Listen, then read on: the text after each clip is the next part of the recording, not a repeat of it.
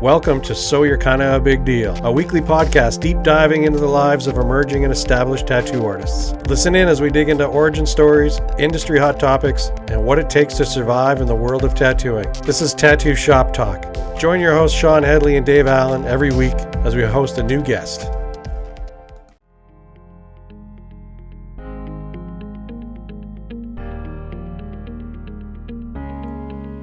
It's no secret Dave and I have a good guy connection, but we have a great relationship with many respected suppliers. Working with Lucas Ford at Classic Tattoo, I saw firsthand the blood, sweat, and stress he went through building Good Guy. Creating products for your peers is no easy task. With many to critique any small missteps, including myself, tattooer owned and family operated since day one. With Lucas, Rob, and Natalie at the helm, you know exactly what you are getting. High quality products, fair prices, and excellent customer service. Shop, support, Good Guy.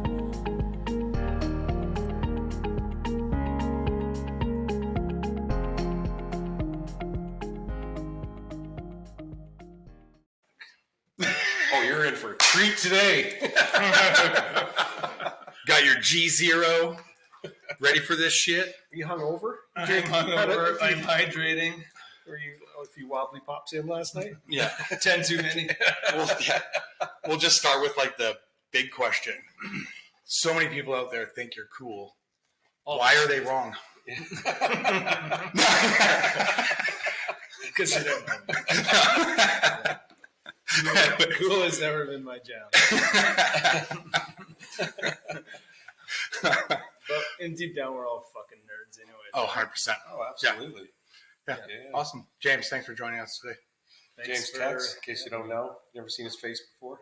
Yeah, don't like showing it. You wouldn't have as many followers. That's right. Your OnlyFans has got like... You guys are mean, man.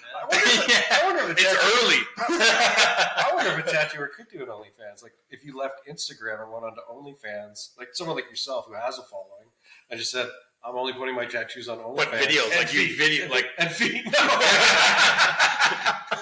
No followers. yeah, no. There's jujitsu people that have them. Golf players have them. Yeah, like it's overrun with porn, of course, but it started out as Yeah. It started out as almost like a tutorial kind of like master class. That's what it was originally supposed to be. That based off like the 1,000 followers rule? Like if you have 1,000 followers, you should be able to monetize that too.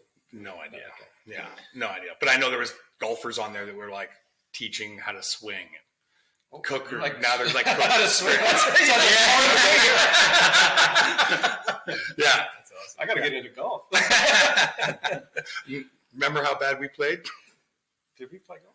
Yeah, we did fucking par 3 or whatever the fuck it's called, yeah, and we were wasted. Yeah, see that. People were getting so mad at us because we wouldn't fix our divots. Man, we were hucking grass. When was this? Oh, this was in Vernon like 15 years ago. It was a par 3, so like an executive course. Or golf? Is this 15 years ago? Oh, Crazy. yeah, dude, golf. I thought we were going to get thrown off the course because we were Yeah, drinking moonshine, I think. yeah. That we just poured into like 2 liters of like pop bottles And making fun of people. Yeah, me, you, and Laura. Yeah. Doesn't sound like you guys at all. When we used to drink, it was fucking... Way worse than this. Yeah. Buckle up, baby. You guys both don't drink anymore? Oh, no, I drink. I just might have like 2 beer a month. No, I drink. I think I'm quitting today. Till tomorrow. Rich is still in bed, man. Hanford? Oh, yeah. Yeah, of course. Yeah. That's a lot of weight to lift out of bed, though, so it takes a while. Boom! He won't even see this so much later. So and by the time he does see you, he'll forget. Yeah, that's the diabetes. We should move on. All right. So anyway, let's start. No edits. Just the usual. We say it, we mean it. Yeah. Just let's start with fucking who you are and where we are and how you got here. I'm James Tex, and how did I get here? Like tattooing wise? Yeah. Yeah. No, we know you drove here. I started tattooing in '98 in Victoria. First job. Really? Was that late?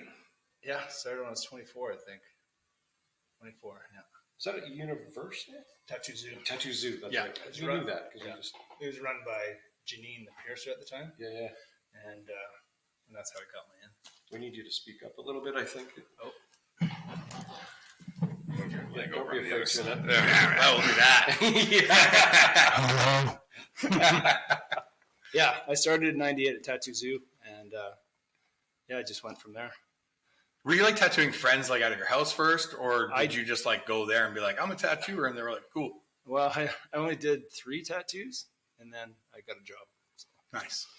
Yeah. Must have been good fucking tattoos. No, they weren't. No, it was 98. No, yeah, it's 98. They didn't have to be good. And not to knock on the shop at the time, but there wasn't really that high grade of tattooers there at the time, and I guess that was my way in, Yeah.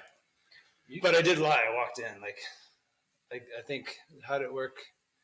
Like my wife's brother got tattooed at Universal, and it was a shitty tattoo. I don't know who did it there, right? At least I said it was shitty. I'm like, I think shitty. I can do better than that. And he's like, "Fuck you, do it then." I'm like, "All right." So I phoned every pawn shop in Victoria, and I found someone selling a machine, hemming Phoenix needles, bars. What? Yeah. So I got crazy. a machine just plugged right into the wall, just fucking like just fucking chainsaw, and tattooed myself at home. But I didn't have a soldering gun, so I glue gunned the needles on the bar. We know somebody that did that. And so it was like 3 needles going like fucking. Yeah, and it worked. So I made shit work, right? Yeah, I've always been shading. That 3-liner that's doing everything. Man. Hey man, it's still my most solid tattoo I have. I think it took about 4 months to heal. But then after that, I did a couple of my brother-in-laws, and then actually Karen, my wife, saw an ad at Tattoo Zoo. That's crazy. And she's like, "You should go down and apply." I'm like, "I don't think it works like that." But stayed up all night drinking and drawing, and made it kind of a portfolio and a duotang, sweet. duotang. It was 98, man, but I think I was stuck in 92 still. We didn't have. I don't think we had internet. I can't even remember, man. We were kids, right? Anthony was 4 or 5 or something. Alexandra was just born. And then, I went in the next day and, hey, I heard you're hiring.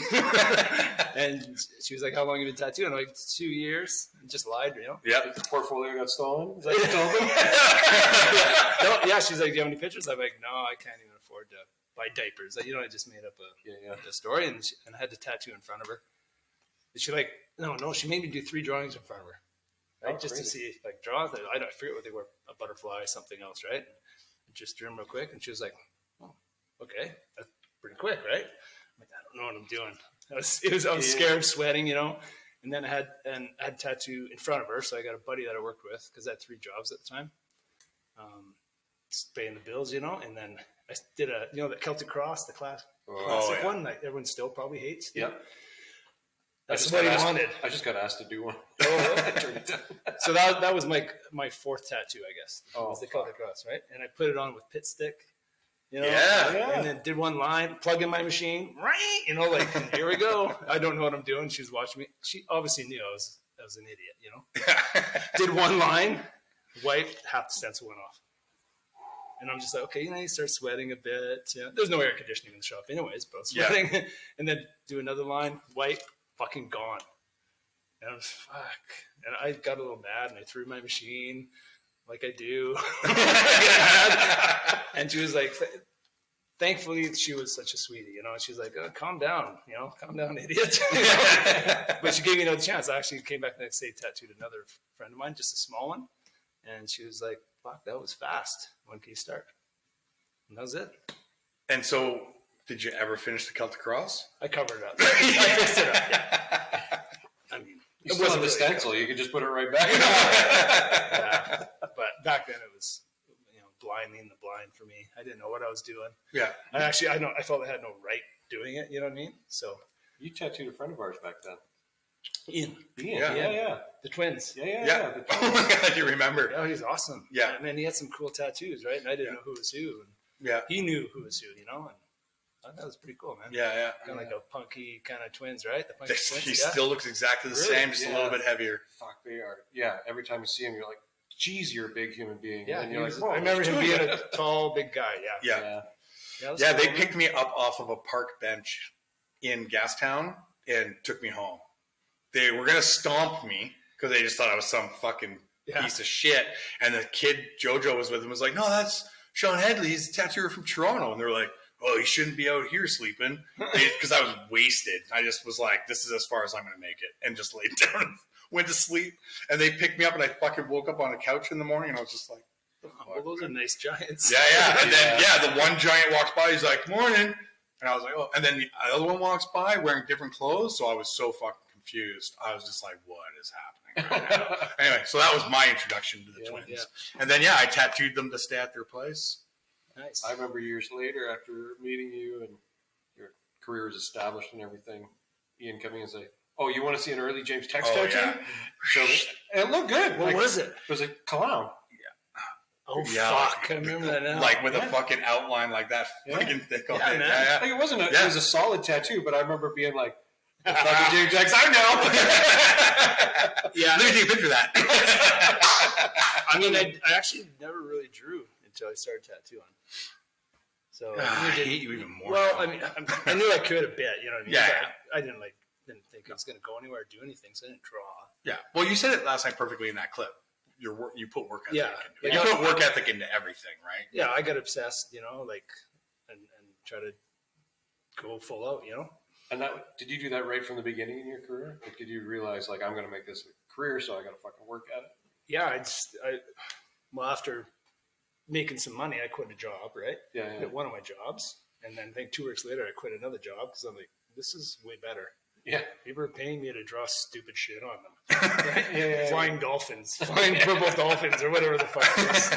There's either Haida, a flying cigar, we call them, or it was the island, right? So back then it was small and very touristy in the summer.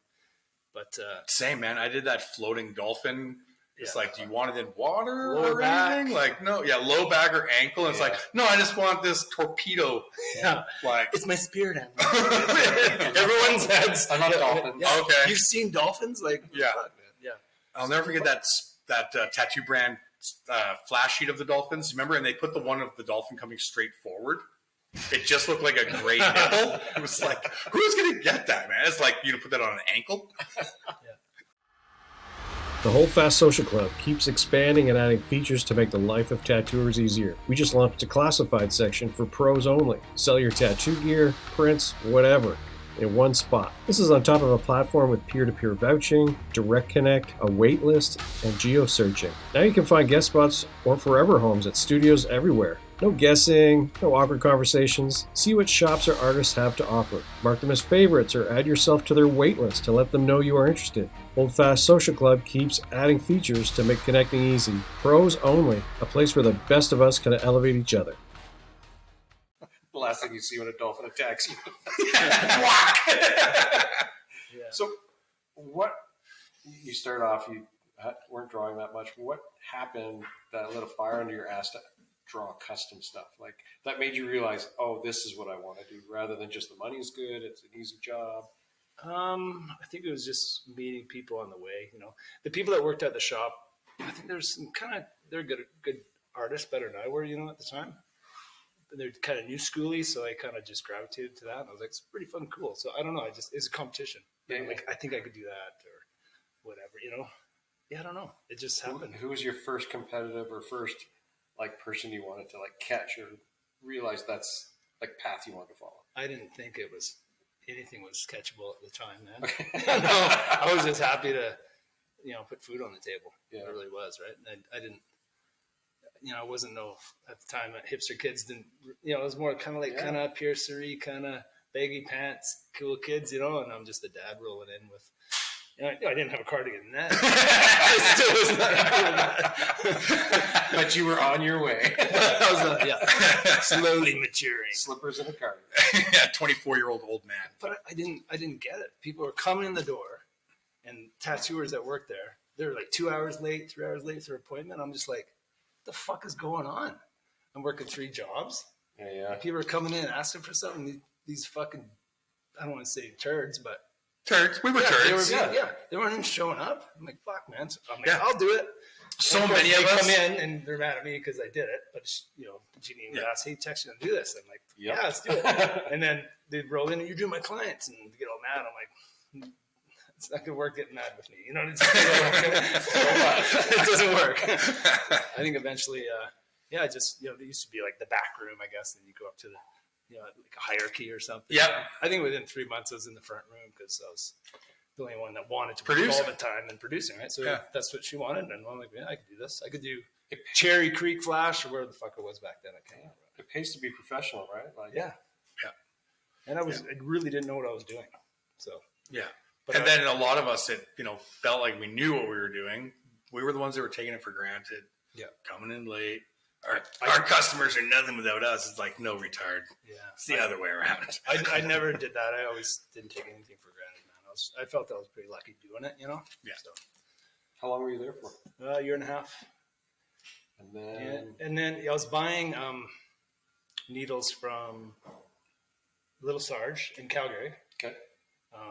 He'd supply like cam needles back then, so we'd have to phone him up, talk to him, listen to him grumpo and blah blah blah, and cool. It's a biker guy, right? Yeah. And then I think a couple times ordering, he was just kind of said the right thing. He's like, "You should come fucking work out here, Tex. We got to line up out the door." He said. I'm like, bullshit, bull fucking shit. But then I'm like, it was the winter in Victoria where the 4 days no one would come in the door, and there'd be like 5 of us like waiting for someone to come in to jump on, right? So I'm like, I'm going to drive out to fucking Calgary.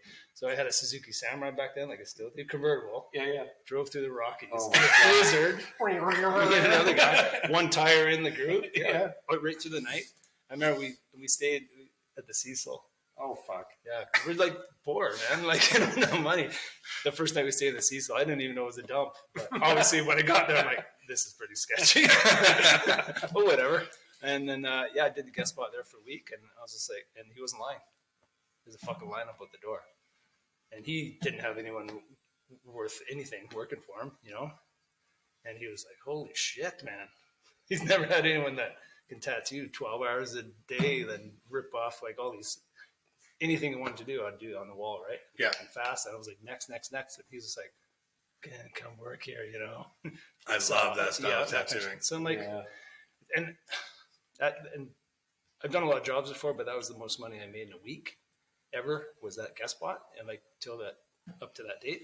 So then I literally went home and I'm like, put the money on the table. I'm like, we have to move. We have to get out of here. So we just packed up a month or two later, and we moved to Calgary. Yeah, I just took that opportunity to just do it. Yeah. If it doesn't work out, we can always move back. I mean, by heart, I'm an island boy, so it sucked leaving that, but when you have family, you got to take that opportunity, Yeah, no kidding. And Calgary, it was just before the boom, right? And then so I worked there for fucking 6 months. I can't remember 6. I don't. It wasn't that long. I mean, he was great, grumpy biker guy, but his wife was really clean. Taught me how to like actual cleanliness in the shop, not a shitty people that didn't care. So I learned a lot that way and stuff, but didn't learn a lot to tattoo. What not to tattoo and how not to tattoo for sure. But other people in town would buy supplies from her, needles, and that's where I first met Doug Fink. And, he came in the shop buying needles, and he was looking at my portfolio. I can't quite remember, but it's pretty much said like, "You should get the fuck out of here." I didn't say it like that. He's like, like, "What are you doing?" But I was like, "Dude, I suck. What are you talking about?" And then, I think he came in a second time. Again, I can't even remember if this is how it went, but he's like, "You still here?" That's totally fake. He said, you should go work at Smile Buddha, or they're hiring. I'm like, I don't think, I can't do that. You know what I mean? Yeah. But I got up the balls and I did it. Yeah. Went in there and I phoned Smile and Buddha. You had to sneak your portfolio out of the shop because when your older man knows what's going on. You know what I mean? Totally. Yeah. So I snuck out, had a doctor's appointment or something, right? And I phoned Smile and Buddha. Dino was working the desk. He just started there, so it was nice. You're not as weather, right? You didn't know the tricks to fuck off, kid, or whatever, right? But he was like, "Yeah, man, come on down." And I remember being late because it was traffic. And I phoned him again. I'm like, "Fuck, I'm gonna be late." He's like, we locked the door at 6. I'm like, fuck, I'm gonna be there at 6:10, man. But I still tried. What there, knock on the door, it's locked. Tried to smell Buddha. But I'm like, please let me in. And he let me in, and Dino's a nice, personal person, so we hit it off right away.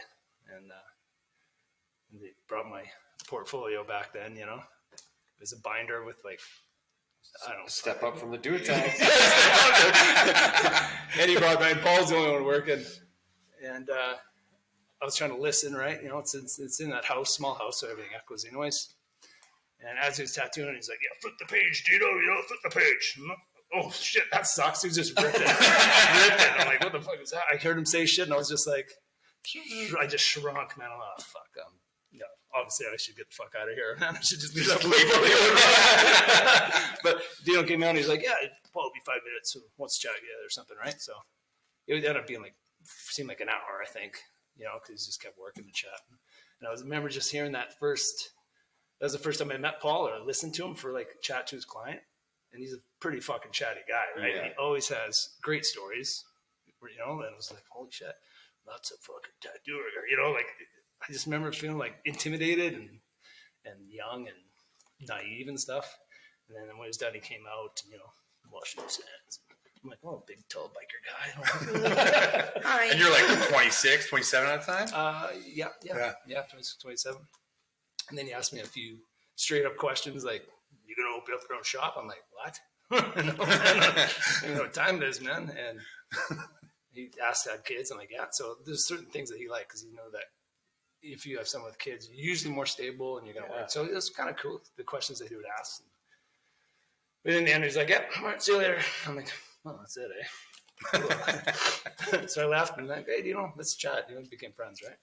And I can't remember if it was the next day or 2 days or that day, but he phones me on a flip phone. We were driving on a flip phone, and he's like, Paul wants to take you out for dinner and have another interview or something, right? I was like, oh shit, cool, man. That's the next step, right? And at the end of the conversation, he's like, don't worry, you got the job. Because Dino's a nice guy, right? So I was just like, Dino, fuck, hilarious. Well, and I was stoked. Phone everyone, like, holy shit! And then I had to tell, of course, Grumpy biker. The grumpy biker. Shawn Perry was his name. Again, he was a really nice guy, but he was actually really happy for me. So. What's he gonna say? No, he actually phoned Paul, and hey, I heard you taking Tex or something. I can't remember how it went down because I was hearing this conversation. And I think I heard Paul go yeah. Not really. Yeah. He would never do that, but he was trying to be respectful and nice. But yeah, it was just a different time, right? Yeah. No one really talked to each other. No. Everyone had their secrets and shit. Yeah, and I think I put in I don't know if it was week's notice or month. I think probably a month. And I went in there a week early to see if I had any appointments or something. Maybe I'd have to draw for it. And Dino's like, no, man, you're not drawn. I'm like, do you have any appointments? Oh, yeah, you got a lot of appointments. I'm like, it was 2-3 weeks booked out of fucking this one. I was like, holy shit. But it was say 5 a day. I'm like, holy shit, okay, this is solid.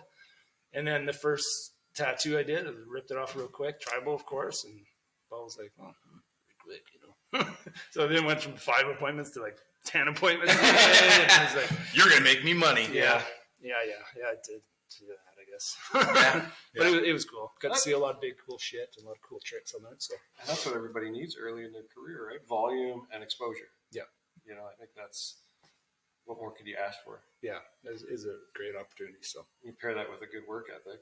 Yeah. Well, yours might be over the top, but with a good work ethic, and that's.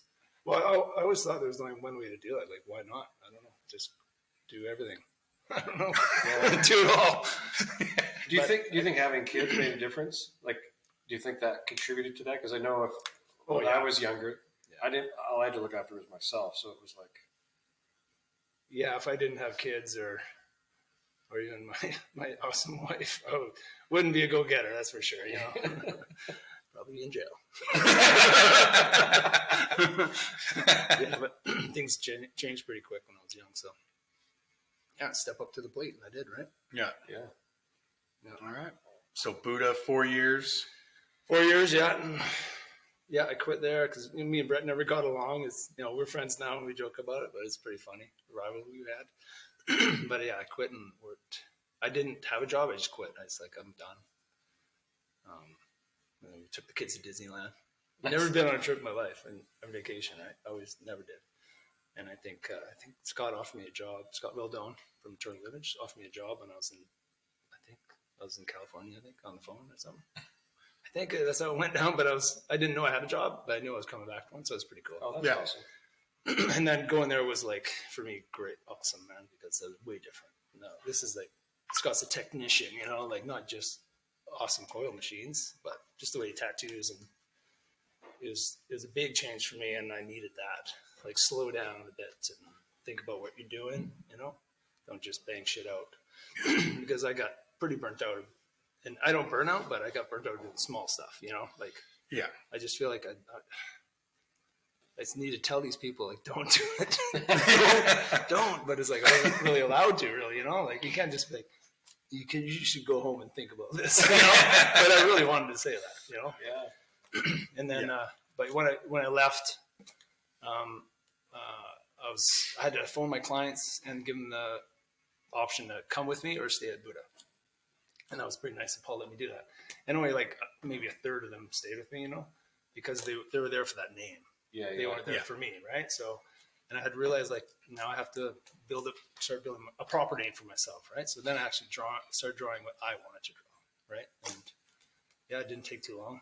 It was pretty cool. I think within seemed like 3 months I was booked up a year and a half. So, and and it hasn't stopped since. So No, but neither is your work ethic. yeah, Like a lot of people in tattooing hit a point and then that's it. Yeah. And they coast on what they did in that first 5 or 10 years, right? But you seem to have these 5-year chunks where every 5 years it's like, well, the first 5 years for me were not as fast as now. 5 years, it's like overnight, right? And mine was a real slow 5 years, right? but still, your trajectory just keeps going, like you keep improving. I mean, I remember back in the day thinking that tattooers' careers were kind of like a bell curve. And if you had a really steep rise, you also had a short time at the top and then decline. But if you had this really long rise, you had a long time at the top for yourself and then this long decline. Like Chad Woodley's a perfect example of a guy who just every day got a little bit better, a little bit better, a little bit better. Mm-hmm. And he stayed, so high for, hopefully that lasts forever for the rest of his career. But it's kind of, you're just like, up and up and up and up, a totally different trajectory than everybody else. I don't really see it like that, but I don't know. Everything I do, I hate. So you pick it apart and you try to change it. I like so many styles too. So I think one of my flaws, I think I like too many styles. You know what I mean? It wasn't like nowadays you have one thing and you go down Main Street and you do that one thing, beat it to death. But I was really, of course, see more stuff like illustrative style was the biggest influence probably. But then traditional stuff was also, I was just like, Dave Cummings for me was a huge one and still is. So I wanted to be in between that, you know what I mean? I didn't want to be either, but figuring out how it worked, I always bounce, and I still do bounce back and forth to those two different styles, but bastardize them my own way, right? But that was a cool period when you had like Dan Cameron first with you and like Dave Freed and stuff like that, and then bringing in that kind of traditional style. Yeah, and seeing that. Dave Freed brought that in. He's a fucking great tattooer, man. Yeah. When he came in the shop, and I think at the time we only had Dino, right? Dino worked for me in the beginning. And we're just a private shop, always kind of were. And he came in, leaving Danny Gordy, dropped off his portfolio. And as soon as I opened that portfolio, I'm like, you could tell he worked for Danny Gordy. You know what I mean? Yeah. He learned how to fucking tattoo, and I had to grab that right away. And he's super funny and awesome to be around, right? Yeah. But I'm like, you're going to work here, man. You're going to be doing big shit like right away. And he was probably like, yeah, sure, but no, dude, like the next day you're doing a sleeve, the next day is sleeve, and then you're booked up here, and then you're fucking over. 3 months later, he bought a house. Like he went from 0 to 60, like, and I appreciate that. Guys like him, like Andrew Wheeler did that too, came out and worked for a while, but I'm like, this is your chance to work hard and reinvent yourself if you want to, right? So all he did was draw, and that guy produces so much, and he prospered quite well, in his career. So that was pretty cool too.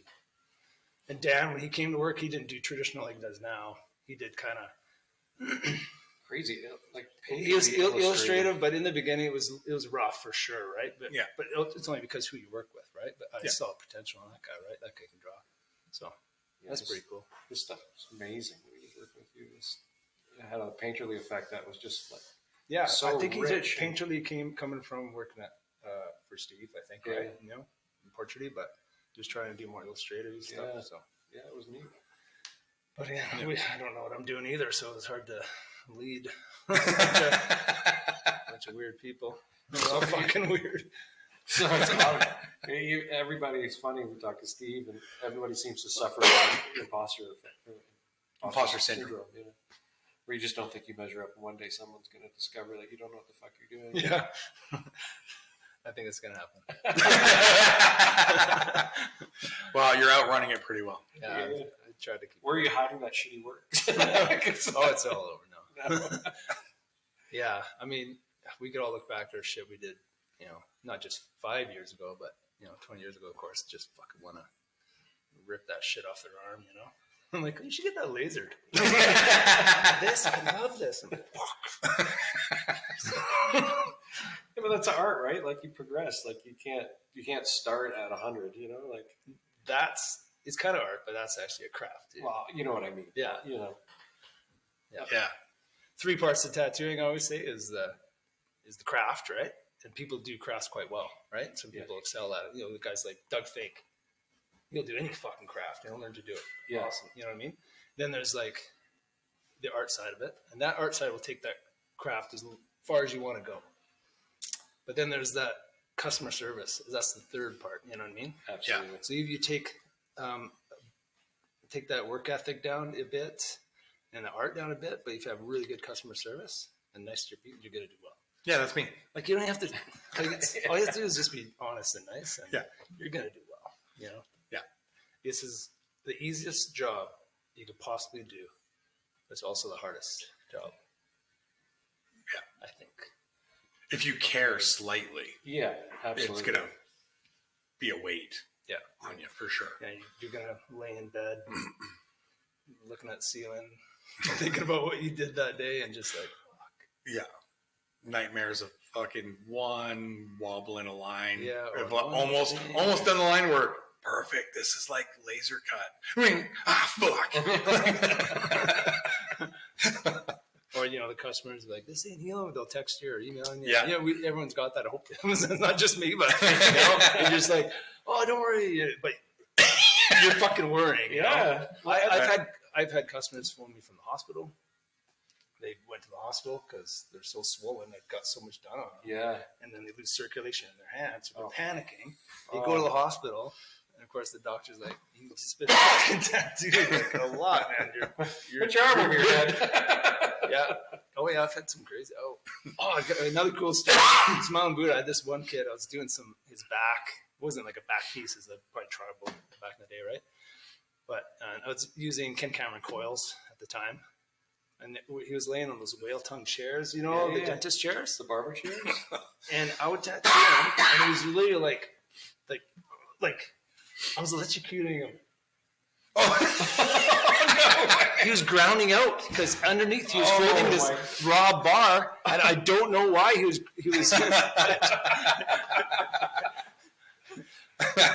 But crazy story is he had to go to the hospital that night. Because he was a tough kid and he just fucking held on for fucking 4 hours. I was electrocuted for 4 hours.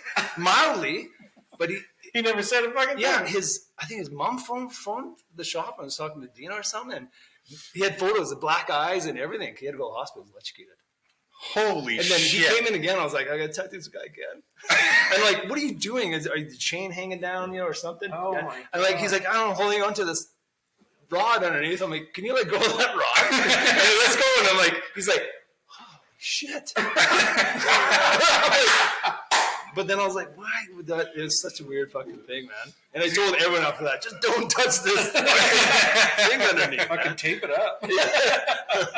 Oh fuck yeah. It's pretty amazing sometimes with some clients, especially earlier on before there was more like internet stuff or, you know, just any information, the shit that customers would put up with.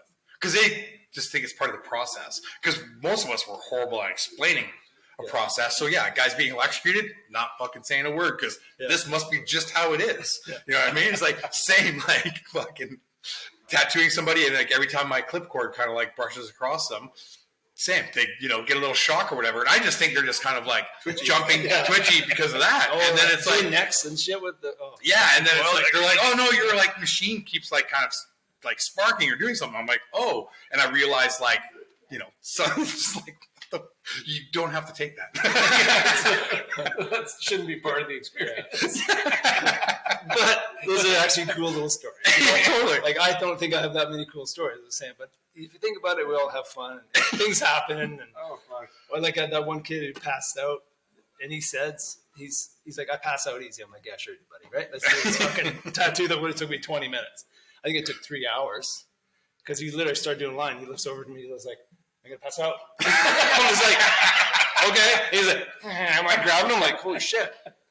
And like he kind of comes to you. I'm like, you okay? He's like, I'm like, you know who you are? He's like, yeah. And then waited a few minutes, sweat, you know what I mean? That stencil's melting off him, but I'm like, all right, it's tribal. Let's just do it again, man. Another 5 minutes. He's like, here we go again.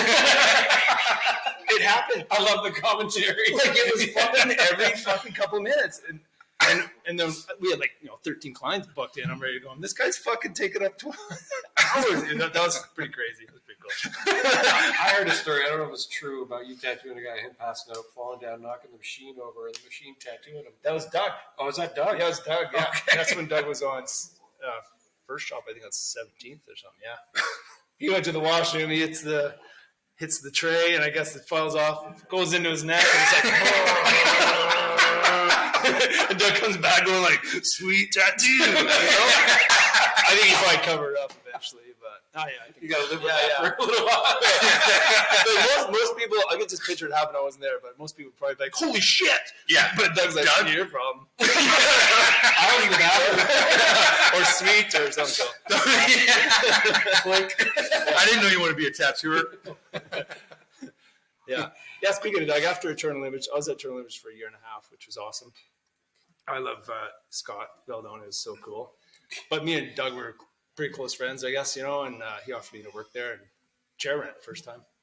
Oh, shit. So that was, he offered me chairman, and I couldn't say no, right? When and was that? Working with early 2000s, I'm guessing. Yeah, I can't remember the years, but yeah. So he actually built a wall up in his shop to separate me and him for the rest of the idiots. Because they were all fucking idiots. Yeah. And I'm not lying. Like, and I think he knew, like, they're just young kids being kids. And, I'm not saying they're shitheads, but they're just being young, right? Yeah.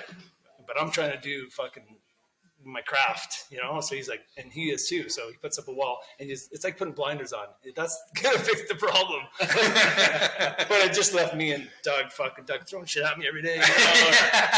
Fucking airsoft. Did he ever kiss your fucking ear? While working? Kisses my ear.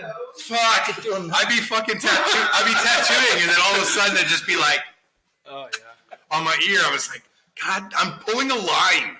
Like, yeah, getting shot by airsoft guns. Yeah. I don't know. He knows how to have fun. We used to actually. That's where the shitheads were on the other side of the wall. And then we said, like he said, kind of like. I guess you could call it a fight club underneath there. Yeah. And then everyone would come and train and stuff like that. And that's where I started getting stuff like that. But yeah, that was pretty cool back then. But I didn't, he had a business partner and I didn't like. Oh yeah. I didn't like it, man. Yeah. And Doug's about it. I just didn't like it. So I just like, okay, I guess this is time to do my own thing. So opened up behind the Calgary Tower, a little shitty shop, not knowing. So I signed the lease. This is how stupid I am. Signed the lease, 3-year lease. I'm driving away going, fucking rights. This is the next thing. And I'm driving by the mustard seed. I'm like, I just opened up right next to the mustard seed. I didn't even know. And then it was like, I don't know. Yeah, we had like bum camps hanging out in front of our things, Like you couldn't even get into the door because there's bums out, you know what I mean? My client, I think it was the first week, a bum got stabbed. He's leaning out the front door, bleeding. And my client's like, I'm just like, waiting, there's cops. I'm like, I couldn't have to sterilize Your appointment started at noon. But that was like the first week, and I'm like, fuck, this is going to be a long 3 years, man. But it was a private shop anyway, so locked door. Yeah. But Yeah. When did you start calling yourself Deadly Tattoos? Because that was back. It was actually at Bushido. Oh, was that Bushido? Like, I gotta start doing taxes normal like a normal human. So I started a business, and I was wearing a Smell and Buddha shirt that said Deadly Tattoos since 1983. Yeah. Or 70 fucking whatever it was. Oh, I used to have that shirt. Because I was in the registries. They're like, "What do you want to call your business?" I'm like, "I don't know." And that's a Deadly. This is a joke, right? Yeah. That's why. That's how that happened. So I actually took a part of that with me a bit. Yeah, it's amazing. Like some people do. So that's what it's not like it's like fucking Deadly. I didn't think of that. No, I never. And I actually did. Oh, that's what I assumed. And I didn't. And I didn't ever think I was going to open up a shop. I never wanted to, right? Yeah. I hated it. I hate the idea of that too, right? But yeah, it's just the way it worked out. And I'm like, yeah, I guess Deadly Tattoos. Hilarious. That's how that worked out. I used to have a zip-up hoodie that was one side Deadly Tattoos and one side Eternal Image. Do you remember those? Yeah. Yeah. Fuck me.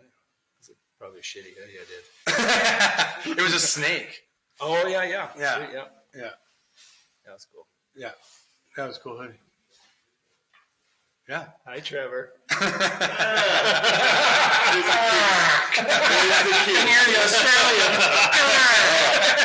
So now James is going to unleash on everybody because he's got backup. Nope, I'm being nice. So when you said to me last night, shh. Come on, spill the beans. Oh, we already talked about it. What were you saying about Dave Allen? Bring it on. No, I didn't say anything. Well, you and Brett are friends now, but talk shit about him back then. Well, I mean, you can't talk. He's super talented. But Oh, I think instead of talking shit about what it's like to work with somebody that there's friction, right? Like that, we all experience that in a tattoo shop from time to time. Yeah, and I think most people wouldn't have lasted in that scenario. I'm not like giving myself props. I was like, I'd go home and fucking sometimes want to cry, that kind of shit. But it was pretty hard. Mentally, it was hard. Yeah. But at the same time, I actually get to come in and see what he was doing, and Paul's doing. So I was like, then it's like, I'm there again, Yeah. And then you kind of get knocked down as hard, or not knocked down, but just not enough support, if that's the way. And, other than that, I get to see cool work and tough, cool, rad biker shit coming in. I love that stuff. I was always drawn to that, that style. Yeah, it's pretty cool. Yeah, like the Forge, right? Like fucking all kinds of cool shit coming out, but under a lot of pressure. Yeah. Sometimes, a lot of, and I got a lot of like the handoffs. You know what I mean? Like don't want to deal with this shit. Don't want to deal with this person or this art. And I get but it all works out. I had good clients and good people like everyone would. So when you opened the first Deadly, it was just you by yourself for how long? It wasn't too long, and then Doug was going to fire Dino because Dino worked there, and I don't even think Dino knows that actually, but and then I'm like, I'll fucking take him, right? Because we go back to Buddha days, right? Yeah. And then he's been with me pretty much ever since. Yeah. And then shortly after that, I hired Dave, and Dave killed it. And Kevin Johnson, Heavy Horse, Friendly Giant, right? And it was cool, man. It was fun time. Yeah, really good time. Yeah. that was an interesting time because that really, I was still pretty new to tattooing, and from what I recall, that really put Canada on the map for a younger generation. Like we already had our greats and everything, but then you had you and Steve coming into DC. Really making a name for yourselves in Canada and people paying attention to younger Canadian tattooers. And you guys started bringing over lots of tattooers to come work and everything. And it was a real, not a scene, that's the wrong word, but a real community. And I really wanted guest artists to come because I like that sense of community. Again, didn't get that at Smell and Buddha. I think my first guest spot, other than my job at Fine Line, was Dustin's. Crouch, right? Yeah. So that was my first real guest spot, And you know what? I've never actually tattooed with Dustin because, of course, every time I'm there, he'd flake out. I thought you guys did. He'd always flake out and bail on his clients. Well, I can't remember him tattooing. If he did, he almost like one time he putting a stencil on a kid. Oh fuck, this is actually a cool story. Put a stencil on this kid, and the kid passes out. He's putting on the stencil, And that fucking kid scorpioned over that fucking chair. I thought the kid broke his fucking back. It's like, but of course, Dustin was like, can't tattoo you. I'm off. You know, it doesn't take much to take a day off. Like, even when I was going to get tattooed by Dustin, and he flaked on me too, right? So Dustin had his, yeah, those days were when he was different, dealing with heavy depression. But I was visiting. I came into town, and he was tattooing a friend of ours' wife. She'd never been tattooed before, and he had a ton of tattoos. She hated tattoos up to this point. So she was nervous as fuck. She's getting this little thing on her wrist, and he's tattooing it, and he's halfway through, and he stops, and he looks at me, and he goes, I'm going to pass out. And he gets up, and he walks into the back, and he's laying on the floor, and I'm like, what are you doing? And he's like, I'm having a panic attack. And he was out. Like he's like, you have to finish the tattoo in this poor woman. I come in and sit down. On the gloves. She's like, what's going on? I'm like, Dustin can't finish your tattoo. All right. Have you guys had anyone like piss or shit themselves? I've had people pee themselves. Never had anyone shit themselves that I knew of. But Brett had one. Yeah. I was like, yes!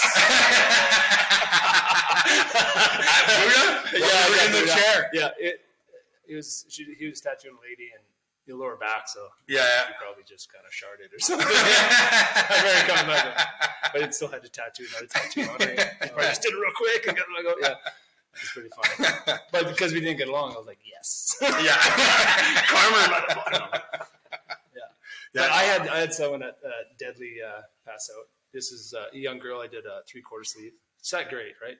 Lined it, did some shading, wrapping her up, and she started just going like, hey. And I thought, I was like, you all right? And clearly she was passing out. And it was like, boom, and I caught her, right? And just instantly sweating and just sliding, right? I'm like, fuck. And so I put my leg under from behind her ass. Yeah. So I would put up my back, and I'm yelling for people, hey, fuck Dan, put down the chair so I can lay this lady down. And all of a sudden, oh shit, piss. Oh. Just fucking, and she had a full bladder too, man. Fucking and I just bought these shoes. I felt bad though. Well, yeah, no doubt. Yeah. I've had people puke, like, because they're hungover. Yeah. I had a girl at Classic Tattoo, actually, with friends, and afterwards I was like, you're, like, clearly the coolest young person ever, because she, like, was clearly, like, the cool girl of her friends. She threw up in her mouth and swallowed it because she didn't want to interrupt the tattooing. And I was like, that's did you just throw up? She's like, I'm good, though. I was like, what the fuck? Yeah, I threw up at 2 conventions. The first Saskatoon, which is still one of my favorite conventions we ever did. Yeah. And an Edmonton convention. That's how hungover conventions, man. Kind of like today. Yeah, but what? You were doing the tattoo? Yeah. Oh, yeah. I've done that. I've done that, like tattooing. Yeah. I'm like, what? That kind of, yeah. I had a girl at my shop, Fusion. They walk in, and Greg Kidd worked for me, and he was just started freaking out on these 2 girls. I was like, what the fuck? He's like, these are the girls that spilled on my fucking beers last night at Sneaky D's. And it's just like, okay. So, and they're eating like big burritos, and they're all like, start tattooing, projectile, like all over the fucking shop. I was just like, I went outside, so you guys are cleaning that. The one girl's trying to like mop it up with like fucking paper towels and shit. I'm like, I'm outside smoking. Fucking doors wide open. Yeah. It's weird though. It's like as soon as it crossed like 2005, I've never had anything like that happen. Yeah, I don't really have people passing out or anything. Yeah, I've only ever had that in street shops. I think it was like when you're younger. Yeah. I didn't. You don't like calm your client down. No, yeah. You don't like Mr. Confident know how to do it. You're just like blind to whatever's going on because you're worried about just doing that tattoo. So yeah. And then people would pass out because they probably sense how nervous you are, right? Yeah, like, totally. They're fucking nervous. This idiot. The last person I passed out, I passed out while I was drawing him. Oh wow! Standing there. Yeah, that's that build up. I tattooed this kid so many times before. So I don't know. Have you ever tried to stand still and stare at something on the wall? You'll fucking almost pass out every time. And I think between the marker and the fucking alcohol wiping it off and him staring at a spot on the wall, he just went out. I just caught him on the way down, so he didn't hit his head. But actually, no, I did at the last shop here. I had one of my clients. She's a tattooer, Janine from Edmonton. She passed out last time I tattooed her. I was doing her back-to-back days or whatever, but she went out for a smoke. I would hope she passed out. Yeah. Fucking back-to-back. I'm pouring ink. I'm looking at. She comes in the door. Looks like I thought she was like looking at a picture, And then she starts leaning forward, and then the wall's just like, I'm like, you okay? And then you tell she's half passed out, but she doesn't know what's going on. Sliding down the wall. That makes me think of a question. You tattoo a lot of people back to back. It's pretty common, yeah. Usually. How do you? I mean, not everybody does that. How do you manage your clients and their pain? Well, first of all, you got to be a real gentle tattooer, like I am, and then I think it's all how you work. Deadly gentle. Yeah, gentle James. Yeah, it's all how you handle your clients and how you work with the spots and stuff. You know. Everyone struggles, right? Sure. There's no. You think you have it one day, the next day the client can't handle it, right? So it never ends, right? One day's good, next day's hard. You're like, this is gonna be the worst day of my life, right? And then it turns out to be the best. And you're like, this is gonna be an awesome day. Turns out to be the worst, right? So yeah.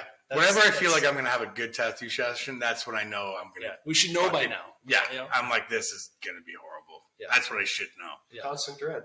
Yeah. And you might be okay. Yeah. Yeah. You have the same client that sits great one day and they're just off their game the next, right? So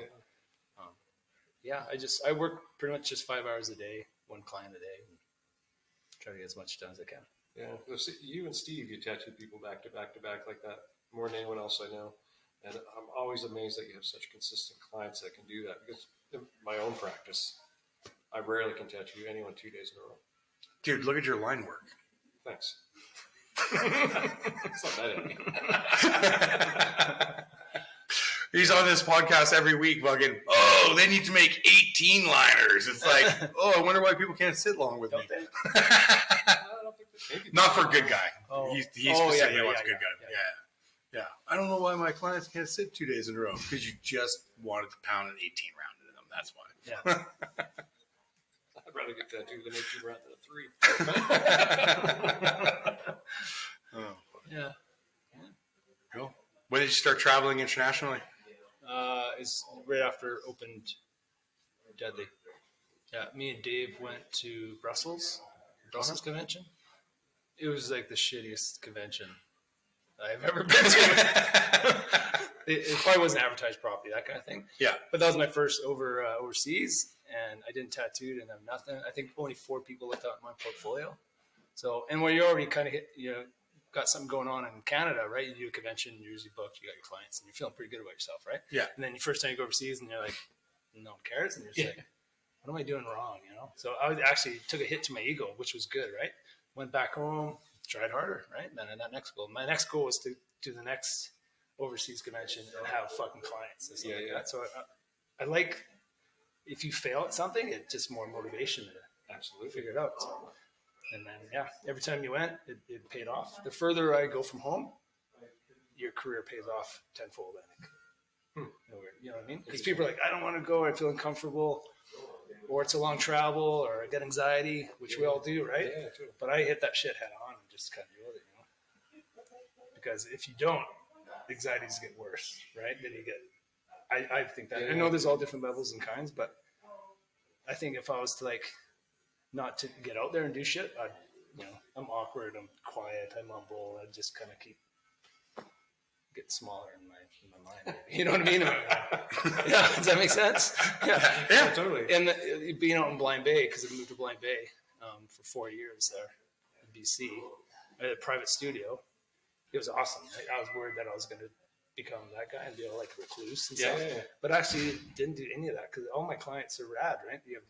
You're never by yourself, right? Totally. So it was really cool. And you still travel tons. Like, how many conventions a year you go? At your peak there? 12, I think. 12? 12 a year? 12 1 year, I think it was. I could be wrong on this one. Like, this one's 7, I think. Fuck. I like it. Yeah, no. I mean, it's hard. It costs. You got to do shit. But, but and having a family, like being away from family and stuff. When it was younger, it was harder, but now who cares? My wife supports and all that. Yeah, my fucking kids are with me now. Exactly. Yeah. Every time I turn around, Anthony. I like traveling with him. It's awesome. Well, I remember when I was tattooing in Calgary, I remember you were like the first tattooer I met that didn't work weekends. Yeah. And I was like, what? As soon as I opened my own shop, I'm like, I'm not working weekends ever. So you can be with your kids. Yeah. I was like, wow. And I was like worried that you get the odd customer going like, well, that's the only time I can come in or something. But I'm like, well, Sorry. I can't Yeah. help you there, right? So, and everyone who worked for me stuck with that till I think we changed it after the 58th shop, right? Even 58th were closed on weekends, and there's 5 of us in there, all busy every day. Yeah. So. Yeah. And then your summers were walk-ins a lot of times, so that you could always just have your time off with your kids. Yeah. Willy-nilly. Or just do whatever I wanted to. Or just do whatever you wanted to do. Yeah. Which is good and bad, but I was, because I do like freestyling and do some shit. You know? Yeah. So. Well, yeah. You fucking, I'll do a walk-in today. Who wants a sleeve? Yeah. Yes, it's good. Unfortunately, no one comes in for. No one ever came in for small stuff at that time. No. Yeah. Yeah. So. Yeah. Let's get their hooks in it. Yeah. Like, I got an appointment. Fucking A. And I love doing small stuff. I just don't get a chance to do it. That's when I started doing that up for grab shit, right? Yeah. Because if I draw it, I could just wake up in the morning, do a coffee drawing, or whatever I call it, you know what I mean? And then post it and someone will get it. Unfortunately, though, that's how they get their hooks in you. Yeah, I know. And then it's like, and as I'm doing it, they're like, so, you know, the rest? And like, fuck, I would never do that. Because I hate, that's the problem with small tattoos, right? Yeah. I don't like that look of small tattoos. I've never really liked it. Doesn't make sense. You know? Yeah. I think Paul talked about that and how you should always leave your shit open-ended. Yep. Because how many people stop with one? You know? Yeah. Very few. And I love all the styles of tattoo. And, you know, one of the things about that neo-trad style is that they always frame it in with a nice frame. To me, that's the worst thing you could do. It looks good, for sure. It's always done right. The color, it's aesthetically, nice. you know what I mean, in a way, perfect, right? But it's like stiff. Yeah. Put a frame on something stiff, right? And I've always tried not to be stiff with my drawings, no matter what. Even with a small drawing, you should always have flow in it, right? Mm-hmm. If it's that's why if it's a girl's face, you know, which we all like drawing girls, everyone does for the most part, you know, just that stoic face with no expression. I don't know, it doesn't tell a story. It doesn't, no movement, right? Yeah. All you have to do is turn the head and turn the eyes, and now you have like a story, you know? Yeah. And I think me and Shane were talking about this yesterday. What do we do when you're in a slump or whatever, you can't think of anything? I make my stories up when I draw. So I have a story in my head. Because your clients will be like, do whatever you want. Or I just want a gypsy, right? So, okay, well, I can't draw it. Until I have a story, I can't draw. So I make up a weird story in my head. Like, this gypsy is getting chased or just stole. Like I did a sleeve I got, right? There's a gypsy kind of running. And she has birds. They're carrying jewels. Like she just stole something, you know. But I had to think of that story for it. So that when my lady came in, she was just like, I was like, I don't know. That's the best part is I get to do that kind of shit. It's my favorite stuff. Think up something for people that don't have any ideas, maybe, you know? Yeah. Because I'm not conceptual that way really too much. I'm more of a literal tattooer, you know? Because that Steve is conceptual and like meaning and cool shit like that. Where I'm just like, I just wanted to skull and snake. I just want to do that. As far as this brain's going to go. Well, you touched on it with always being with your kids. When did you decide that you were going to make Anthony a tattooer? I didn't. He decided. Oh, yeah? Yeah. He was going to go. Did you ever think, though, when he was younger that you hoped, or did you even think about that? Or I thought about it, but it's like you have to let them do what they want. You know yeah. I mean, this ain't the Philip Blue family starting on an island or whatever, tattoo when you're 12 with no gloves. You have choices now, right? You know? Yeah. So, but yeah, he asked me, and hi, Anthony. No, he just asked, and I'm like, yeah, of course, but you know, like you're working for me. You know what I'm like. Yeah. You know? First back then, and yeah, again, chip on the shoulder was a little bigger, but yeah, he had to deal with like. Almost like a real, not a total real apprenticeship, you know, because I didn't apprentice, so I can't really do it like this, you know. Yeah. But he had to be the shop dude, doing all this stuff, doing runs, helping people out. But he also got to talk to everyone and deal with all these personalities. Pretty cool shit back then, right? Yeah. Some people got taken to all the conventions. Yeah. Yeah. Yeah, I remember. Yeah, going to conventions, and you know, he knew guys, all you guys for the kids. You know, he was a kid, right? Yeah. That's pretty cool, man. Yeah. And he also had the pressure of being. The legacy of you. Yeah, and I think he's not. I don't know if he feels it. We all feel pressure. I bet you in the beginning it was pretty hard. I know it was, right? So that scared of failing would suck, right? Yeah, So, Yeah, absolutely. Anthony, who gives you more pressure now, being under his shadow or Uncle Rob Noseworthy?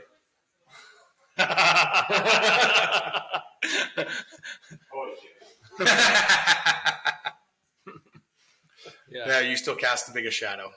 Oh, that's fine. Rob's awesome, eh? Yeah. Oh, fuck, he's the best. When I first met Rob, I knew it was good shit right away, you know, just a straight shooter, normal guy kind of thing. That's why I gravitated to him a lot. And he'd be like, and I was a stress case, and I'm always high strong or. And he's the walking, opposite. right? Yeah, he was. Was. You know? Because he's just coming into like the noseworthy we know now, right? Yeah. He's really hitting the ground running there, right? You know, and he was like, Tex, why you stress? You have a choice. Stress or not stress. It's as easy as that. You know, I still remember that. And I was just like, fuck you. And then, of course, you know, when the pressure gets on, doing bigger stuff and more demand, you feel the pressure, right? Then you feel the pressure. Yeah. It's not that easy. But I learned to relax from meeting him. I actually learned how to relax a bit, not smell the roses so much, but like, yeah, you're right. You know, it's what's stressing me to do. Yeah. All right. Yeah, I don't know. Yeah. Are we there? I don't know. Are we there? Top 5 tattooers. Okay, an Australian looming over us. Top 5 has pretty much been my 5 since day one. Steve, Dave Cummings, Grime. Yes. And Rob knows really, but he was a later one. Yeah. Is that 5? No, it's 4. Oh, fuck, there he is too, man. I shouldn't have said his name.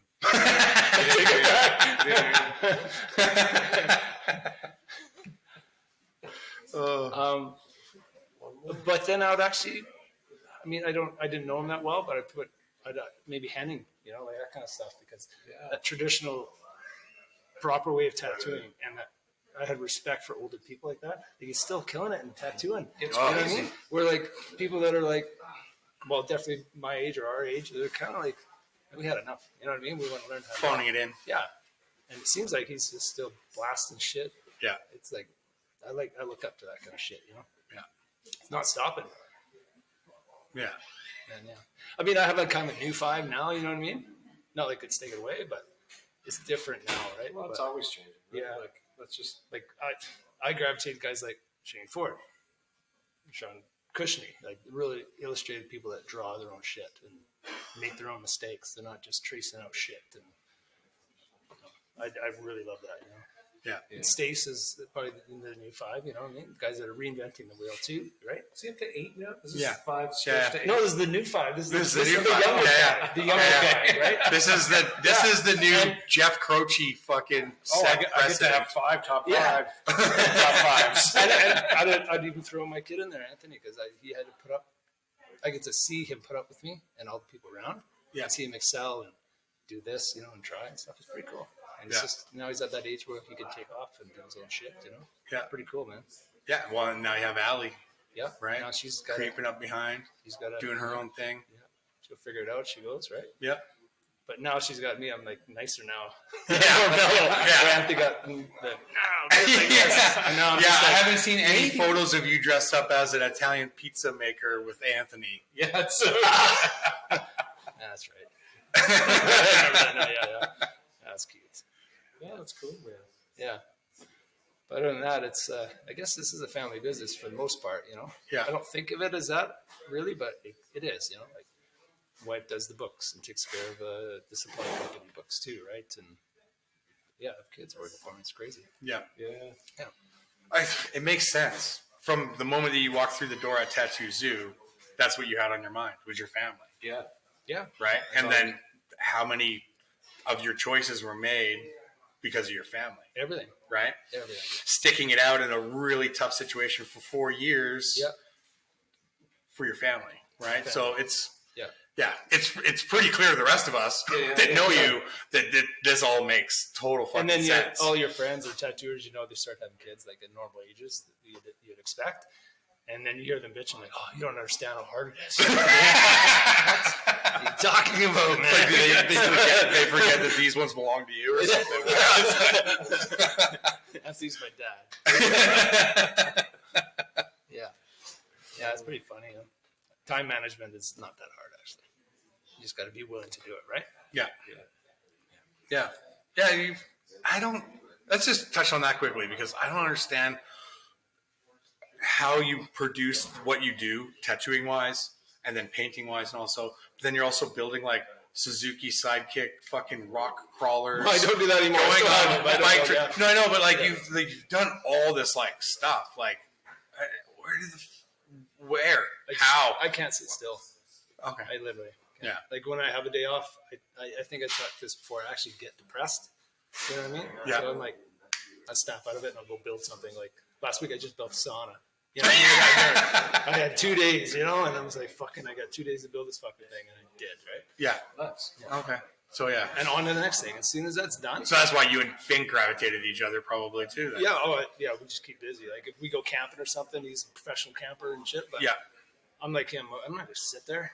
What? I used to sit. Who sits? Yeah. Yeah. I sit all day at the fucking. You know, I want to get up and do shit. You know. Yeah. Yeah. I like doing stuff, man. And I try to motivate my kids to get up and do shit too, right? Yeah. But because it's a different world, and I think everyone's fucking lazy. It seems like it is. And because I'm like, oh, so I'm tired. fucking like, lazy. Why? You're fucking young. I'll give you tired, you know? Yeah. But, Yeah. No, that's awesome. I don't know. Is that good enough shit for you guys? The one habit of a highly successful person: just stay busy. Yeah, man. I'm actually pretty proud of myself. Yeah, to be honest. Yeah. Yeah, you should be. Yeah. I did a lot. And you're not just burning out on the one thing, right? You do so many different things. Yeah. And I think that's actually, I don't. I do one thing and then I burn out, right? And it's like, I'm starting to learn now, way later in fucking life, that if I allowed myself to have I had other interests, but I always worried it would take away from tattooing. Yeah. Now I'm realizing that it actually would have benefited. Yeah. And helped my fucking tattooing. Your mind's healthier. 100%. But instead, I would just fucking burn out, and then that would affect my tattooing negatively, and then I would get back into it, and then, I want to get into this. Oh, that might take time away from tattooing. I don't want to do that. It's like, fuck. Like, I just get a crazy idea and just, no matter what it is, it's like convention, you know what I mean? Never really wanted to do one. Literally just, I think we did an Edmonton convention after COVID, and I was like, this one sucks. You know what I mean? Yeah. It was out of COVID. Yeah. You know, I know Steve knows his convention game, but I was like, things are changing or something, you know? So I'm like, I need to do my own convention, right? Yeah. Bring back to the old guys coming, which sounds stupid. There's, you know, but. I loved your convention. Thanks. Actually. Yeah. It was. I think it was good because I didn't really do it right. I'm sure. I'm sure you were stressed as fuck the whole it was only a couple time. of days. But like, I thought it was. I had a great time. I was busy, Yeah. and I'm not normally busy at conventions, so I had a lot of fun. So, are you doing it again? No. Oh, I was bummed I missed it. Yeah, we'll talk about doing another one, maybe with someone else or something down the line. Yeah. But it's got to be kind of on the same lines that I did. It's got to be art first, not just fucking attitudes and you know, douchebags and shit like that. Yeah. I mean, you're gonna get that no matter what, right? Yeah, 100%. They always us sneak being in. the douchebags or something, but I try to limit that out, right? Yeah. And just have people like all the people that I looked up to. I want them there so I could just still see what they're doing, like a little kid, you know, or talk to them like, you know. Yeah. It's pretty exciting. Like mature people Yeah. instead of just like it's such a busy convention and things are flying by you. You miss out the whole, you know what I mean? Because conventions you're supposed to talk to people and hang out, not just your Fab Five and go for dinner with your fucking 3 buddies because it's your comfort zone. Yeah. I think it's important to get out of your comfort zone a little bit, right? For sure. Talk to people, meet new people. You never know that next kid coming up. That Yeah. There's gonna be the next killer. You know what I mean? That excites me. You know? Yeah. Yeah. It's pretty cool. Yeah, it was awesome. Like my guys ended up being in my booth. They were right beside Carlos, Pencil Slayer. Yeah. You know, super nice guy, right? And my young guys, they're all nervous and they, oh, hey. And he's so nice. And they're like, holy fuck, that guy's like so nice. I'm like, yeah, all these fucking people are nice. If you do more conventions, you're Talk gonna to meet them. more people. Say hi. Yeah. Be know nice what I mean? yourself. Yeah. They'll probably be nice back. Yeah, totally, right? It's like, just I learned that from the talk to first Saskatoon convention, which it was just young. We're all young, whoever was there. yeah. And that's how I still have all those friends today, for the most part. You know what I mean? Yeah. Like, everyone was there, still killing it today. You know, in their own way. So cool back then. You know, Yeah.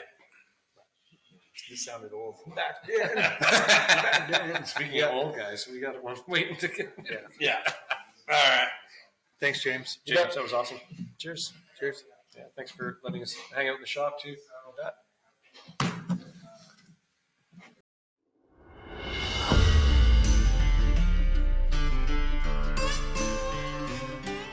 great getting to know Curly and this amazing guy that tattooed with one arm. You know, the customer had to stretch his own skin.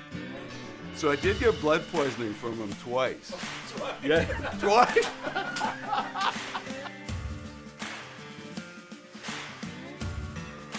Ed Hardy brought this whole Japanese influence into American tattooing. Once Dave Shore come onto the scene, it was like tattooing completely changed. If anybody could say anything about greaseball Japanese, it's fucking Dave Shore. Salty, piratey, bikery, just hard not to do. Man, he'd pull in on his chopper with the tattoos and the girls, and I mean, he was just like so cool, man. He captured vulgarity and pleasure and insanity and recklessness. Tattoo in the 80s or 70s, just not the same, you had to be a tough guy. I was scared shitless. Even though I was kind of a biker guy, these were bigger biker guys, you know? I'm not totally sure you could paint the picture accurately to somebody now getting into tattooing about what it was like then. And the only reason I would say, or I feel that way, though, is because they might not believe you. We had the limo waiting for him with all the lines of blow lined at the airport. This is the way we do it in Canada. In like 80s, 90s, Paul Jeffries was like the king of tattooing. It wasn't just in Canada. Like, am I supposed to stop tattooing? Because if this is what I'm supposed to aspire to, it's not gonna happen. Each one of these old masters influenced groups of tattooers, who in turn influenced other groups of tattooers.